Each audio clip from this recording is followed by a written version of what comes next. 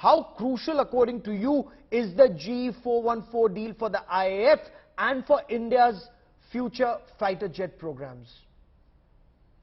Wonderful question. As you covered earlier in the prelude to this discussion, engine remains the heart of the system. I mean, the endeavor that you talked about, the HF-24 Marut, that had an engine called Bristol Orpheus 70101 and 105. Not many people know, same engine, the 70101 and 105s, powered the Kiran Mark II. And the Kiran Mark II, yeah. The powered the fallen Nats, the Ajits thereafter, Harrier family, and also it was the third engine on top of the Fairchild packet, which is right on top. So it was the same engine, Bristol Orpheus 70. I flew that engine, the engine I swear by, which was also powering HF-24 Marut, but it didn't have an afterburner. Yeah. And design, even today, if you look at HF-24 Marut in the frontal face of HF-24 Marut, it looks exactly like a Mirage 2000 or maybe a shade better in aerodynamics. But the entire endeavor of ours failed badly because of a bad engine. Now let's come to General Electric. General Electric have been making only engines. So they are like the Martin Bakers of ejection seat. And they are not only in the military space, in the commercial space, the Airbus uses General Electric's CFM LEAP engine, which most of the Indigo and other companies fly. In the military space, Gaurav, the same engine we are using in Apache. That is Tango 700 and Tango 901, T901 and T700. F110 is the engine made by General Electric, powers the F-15 Strike Eagle. F414, like you correctly covered, is powering the Super Hornets, and also on the F117. Yes. Apart from other engines, so other you think aeroplanes it's crucial? Okay, Ambassador Shankar, is this a new high in India-US relationship? Does this indicate deepening of trust if the US, if it's finally transferring technology to manufacture fighter jet engines? Certainly.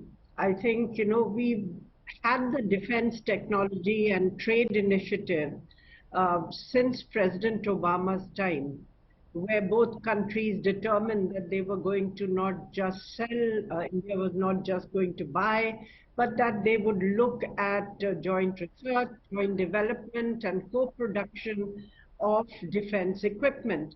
But it really didn't take off. There were some pilot projects which were done, but which were of a very, very minor nature. Yes. And, didn't show enough ambition.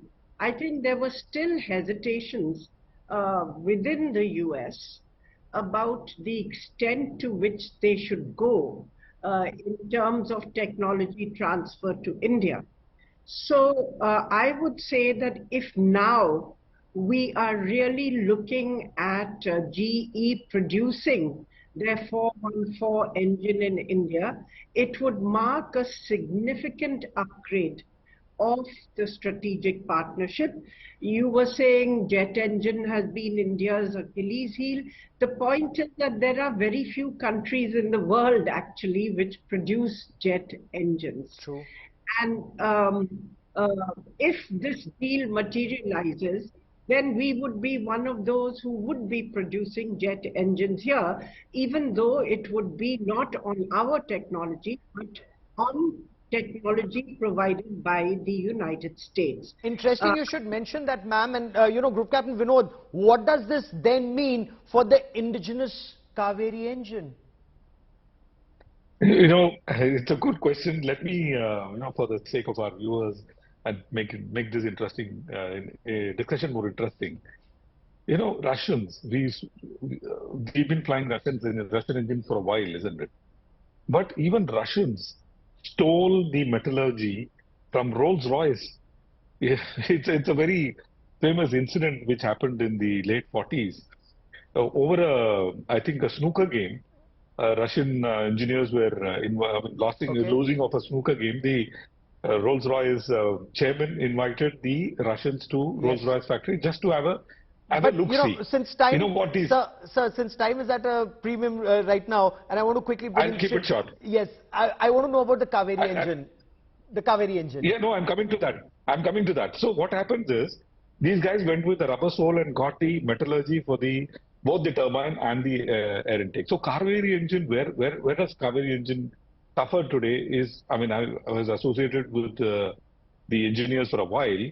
The Kaveri engine suffers because of the metallurgy that it involves both in the turbine, and today the turbine is very highly machined part, and also the compressor. So that is where like ma'am covered, very few companies have mastered this, and everything, if you go back, flows from the Rolls-Royce metallurgy. Over to you.